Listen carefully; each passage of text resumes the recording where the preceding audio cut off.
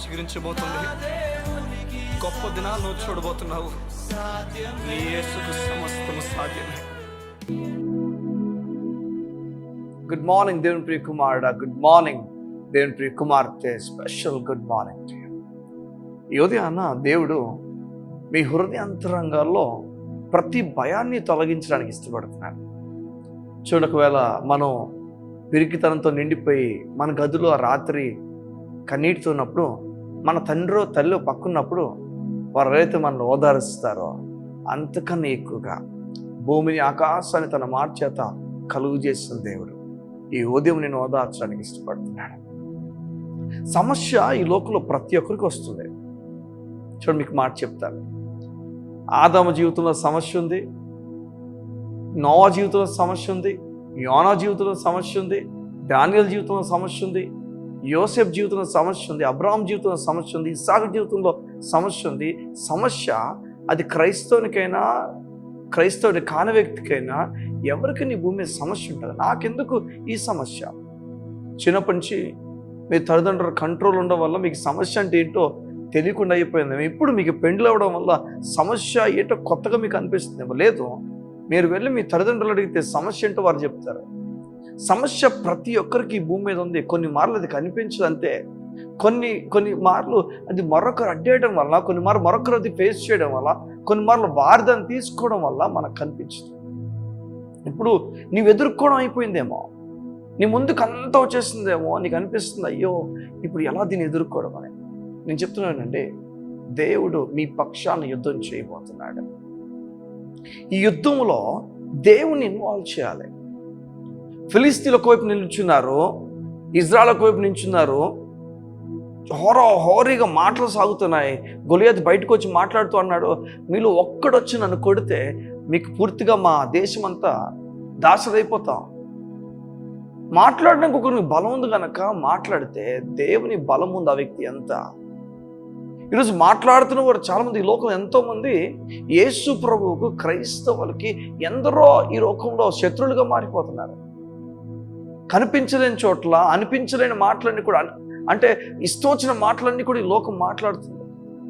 ఎందరో సేవకుల పట్ల, క్రైస్తవుల పట్ల, యేసు ప్రభువుని విశ్వాసం ఉంచిన వ్యక్తి పట్ల, బైబిల్ పట్టుకుని నడుస్తున్న వారి పట్ల, దేవుని మీద ఆసక్తి కలిగిన వ్యక్తుల పట్ల ఇలా ఇప్పుడు జరుగుతుందా, ఇంతకు ముందు జరిగిందంటే ఇంతకు ముందు కూడా జరిగిందని లేఖనాలు మాట్లాడుతున్నాయి. ఆది సంఘం ప్రారంభమైనప్పుడు ఆ సంఘం ప్రారంభానికి ఎన్నో మాటలు చెల్లా చెదురైపోయింది. స్టెఫన్ని పూర్తిగా చంపేశారు. చెల్లా చెదురైపోయిన సంఘం. ఆ సమయంలో కదా సమరయ ప్రాంతాల్లో దేవుని పరిచర్య జరిగింది. మనం అనుకుంటాం శ్రమ ఎదుర్కొన్నప్పుడు, శ్రమ మన గృహాన్ని కొట్టినప్పుడు మన జీవితం పతనం అయిపోతుంది. లేదు సంగమా, మన జీవితం డబ్బలు అవ్వబోతుంది. అప్పుడు ఓ మాట పౌలు అంటాడు, నన్ను తీసుకెళ్ళి చెరసాలలో పెట్టేశారు కదా, మీరు అనుకుంటున్నారు చెరసాలలో పెట్టినందుకు సేవ ఇంకా కిందకి వెళ్ళిపోతున్నాను. లేదు, నేను చెరసాలలో ఉన్నది ప్రభు కొరకు అని తెలుసుకున్న ప్రతి ఒక్కరు మరలా వారు వెళ్ళి దేవుని సేవ నిమిత్తం వారి జీవితాన్ని సమర్పించుకున్నారు. కారణం, చెరసాల్లో నేను వచ్చిన తర్వాత చెరసాల్లో నా నోరు ఆపేస్తారేమో, నేనేం మాట్లాడుకుని ఆపేస్తారేమో అని జనాలు అనుకున్నారు. కానీ ఈ చెరసాలని ప్రభువునందు విశ్వాసం ఉంచువారు అధికమయ్యారు. పౌలు రాస్తాడు. ఈరోజు నేను చెప్తున్నాను కదా, మీ సమస్య ఏదైతుందో దాన్ని ఎదుర్కోవాలి. ఎందుకంటే రెండంతల ఆశీర్వాదం అక్కడ మీ కొరకు ఉంది. దిగులు పడత సంగమా, ఈరోజు మనం మొదట మన ఇంట్లో నుంచే ప్రారంభించాలి. సమస్య మన గృహంలో ఉందేమో, నీ రిలేషన్షిప్స్లో సమస్య ఉందేమో, నువ్వు డిసప్పాయింట్ అయ్యే ప్లేస్ అక్కడేమో. నువ్వు లోకమంత దగ్గర బాగానే ఉన్నావు కానీ నీ ఇంటికి వచ్చినప్పటికీ చాలా డిసప్పాయింట్ అయిపోతున్నాయేమో. అయితే అపవాది ఆ చోటు నుంచి నీ జీవితంలో పనిచేయడం చూస్తున్నాడు వాడు. నువ్వేం లేదు, ఏం చేస్తావు అంటే ఆ రిలేషన్షిప్లో తెగతింపులకు వెళ్ళొద్దు, కానీ ఆ రిలేషన్షిప్ ఇంకా బలమవటానికి నిశ్శబ్దంగా ఉండిపో. వాడు పనిచేస్తున్న దానికి నువ్వు తిరిగి పని చేయడానికి ఒకే ఆయుధం, నిశ్శబ్దం. మీరు నిశ్శబ్దం అయిపోతే ఎలా? నేను నిశ్శబ్దం అయితే ఎలా పాస్టర్ గారు? నేను నిశ్శబ్దం అయితే వారు చెలరగిపోతారు. లేదు, మన నిశ్శబ్దం దేవుని ఇన్వాల్వ్మెంట్ గురించి చెప్తుంది. దేవుడే స్వయంగా అందులో దిగడం గురించి చెప్తుంది. మనం మాట్లాడకపోతే అర్థం ఏంటి? దేవుడు మాట్లాడతాడు. మనం మాట్లాడేసాం కనుక దేవుడు మాట్లాడే. ఇంకా మనం మాట్లాడకుండా నిశ్శబ్దంగా ఉన్నప్పుడు దేవుడు దాన్ని సెట్ చేస్తాడు. లేఖనాలు మనతో మాట్లాడుతున్నాయి కదా, నువ్వు కోల్పోయిన దానికి రెండంతలు ఇస్తారని. అపవాది మీ గృహములోనే ప్రారంభించాడేమో, ఇబ్బంది పెడుతున్నాడేమో. అల్లరి పాలు చేసేస్తున్నాడు. ఏమంటాడు? ఇందులో ఏమి కంగారు పడక నేను నూతన కార్యాలు జరిగిస్తున్నాను, నూతన విషయాలను చూస్తా, మీ కళ్ళు నూతన విషయాలు చూచునుగాక. నువ్వెక్కడ పడిపోయావో, ఏ చోటైతే బలహీనుడయ్యో అదే చోట బలంగా నీ జీవితం మారిపోను గాక. మీ కుటుంబంలో మీ రిలేషన్షిప్స్లో ఏమైతే ఈరోజు సతమతం అయిపోతున్నారో ఆ ప్రతిదీ కూడా నీకు అనుకూలంగా దేవుడు మార్చబోతున్నాడు. నమ్మాలి, ఇది మనం నమ్మాలి. ఎలా అండి, వారు చూస్తే అలా లేరు, నాకు అనిపించట్లేదు, నాకు ఎందుకు కానీ కోపం వచ్చేస్తుంది. నిజంగా కోపాన్ని నువ్వు అణుచుకోవాలి, ప్రభువుకి అప్పగించాలి.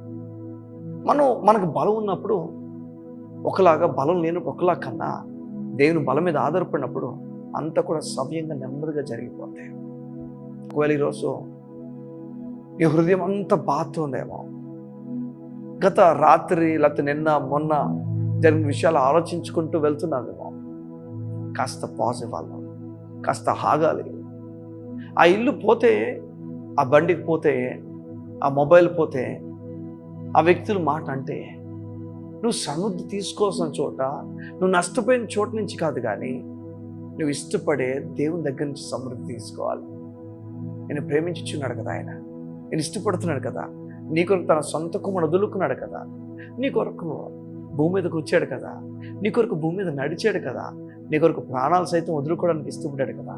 వీటిలో నువ్వు సమృద్ధిని తీసుకోవాలి. మనం చాలాసార్లు మనం చుట్టుపక్కల జరుగుతున్నవన్నీ చూసి ఇంకా దేనికి బ్రతకాలి నేను అని అన్నీ తిరిగి తిరిగి తిప్పి ఆలోచించిన తర్వాత మనం వచ్చి కూర్చొని ఆలోచించినప్పుడు మనకు గుర్తొచ్చే ఆ ఒక్కరు మన పిల్లలు. నా పిల్లలు ఉన్నారు, వారిని ఎక్కడ వదిలేస్తాను నేను వాళ్ళు ఒంటరి చేసి ఎక్కడికి వెళ్ళిపోతాను అని ఎన్నో మార్లు మీకు అనిపించవచ్చు ఆ మాట.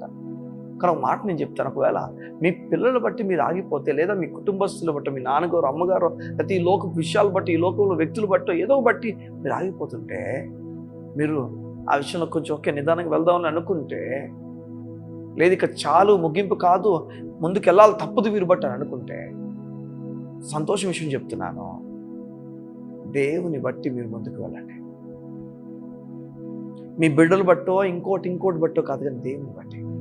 నేను ఒక్కడనే దిక్కు వీడికి, నేను ఒక్కడనే, దేవుని బట్టి ముందుకెళ్ళండి. చూడండి, మనం ఎదుగుతున్న కొలది క్షమాపణ గుణం ఇంక ఎదిగిపోవాలి మనలో. రోజుకు మనం ఎంతమంది కలుస్తాం? ఒక 10, 20, 30, 40, 50, 100 మంది కన్నా ఎక్కువ కలుస్తాం మనం. ప్రతిరోజు మనం అంతమంది కలవేమో, ప్రతిరోజు మనం 10, 20 మంది కలుస్తామేమో.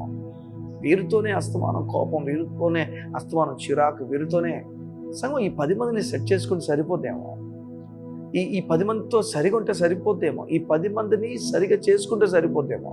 వాళ్ళు సరిగా అవ్వకపోతే నీ లోపల క్షమాపణ గుణం ఉన్నని దేవుడు చూస్తున్నాడని గుర్తుపెట్టుకో. దేవుడు కార్యం జరిగిస్తాడు. ఎవరికి చెప్పాల్సిన జవాబు వారికి వెళ్తుంది, ఎవరితో మాట్లాడాల్సిన మాటలు ఆయన మాట్లాడతాడు. సమస్య వెళ్ళిపోతాం, ఎదుర్కోవాలి, జీవితాన్ని ఎదుర్కోవాలి, దేవుని మీద ఆధారపడాలి. ఎదుర్కొన్నప్పుడు అయ్యా నీ బట్టి ఎదుర్కొంటున్నాను, నాకు లేదు ఎదుర్కోవాలేదు అని అనకూడదు. మనం ఎదుర్కోవాలి, దేవుడు కార్యం జరిగిస్తాడు. లేఖనం మాట్లాడుతూనే కదా, మన త్రవ్వని బావులు, నాటని తోటలు, కట్టని పురాలు, ఇవన్నీ దేవుడు మనకి ఇస్తాడని చెప్పాడు కదా. క్రీస్తులో ప్రతి వాగ్దానం మనకు అవును ఆమెనే ఉంది కదా. మనం దేనికి అలసిపోవాలి? తన నీతిని బట్టి మనకు అన్ని జరిగిస్తున్నాడు కదా, దేనికి అలసిపోవాలి? చూడండి, అంత అలసిపోతుంటే కారణం సమస్య వైపు కన్ను వెళ్ళిపోతున్నాయి.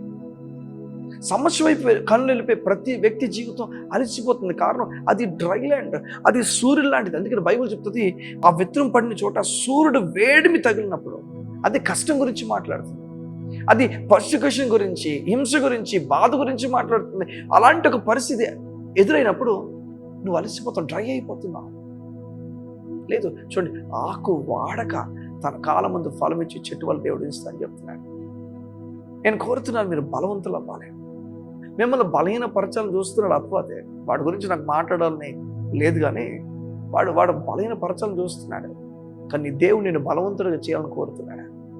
ధైర్యం ఉన్నాడు, దేవుడు మీ జీవితంలో ఘనమైన కార్యము జరిగించునగాక. కళ్ళు మూసుకున్నట్లయితే యోధి మీ గురించి ప్రార్థన చేస్తాను. మా ప్రియ పరలోకపు తండ్రి, నీకు వందనాలు. ఎంతో శ్రేష్టమైన సంగతులు నీ బిడ్డల గురించి మీరు దాచి ఉంచారు. ఆగిపోయే ప్రతి బిడ్డ జీవితంలో, నలిగిపోయే ప్రతి బిడ్డ జీవితంలో వద్దు, నా జీవితం విసిగిపోతుందని చెప్పి అనుకున్న వారి జీవితాల్లో నీ బట్టి వారు ముందుకు నడిచినట్లుగా నీ జ్ఞానం వారికి ఇవ్వండి, నీ ప్రేమతో వారు నింపండి అయా. నడి సంద్రంలో కూడా తోడును వాడా నీకు వందనాలు. ఈ లోకపు మాటలు మాపై పడినప్పుడు నువ్వు జాలిగల దైవమా నువ్వు చూచి నీవు మమ్మల్ని ఇంకను ఫర్గివ్ చేయమని, మమ్మల్ని క్షమించమని కోరుతున్నావు. నీకు వందనాలు. అటు క్షమాపణ హృదయం నీ బిడ్డలకు ఇచ్చి బలపరచున్నాడు.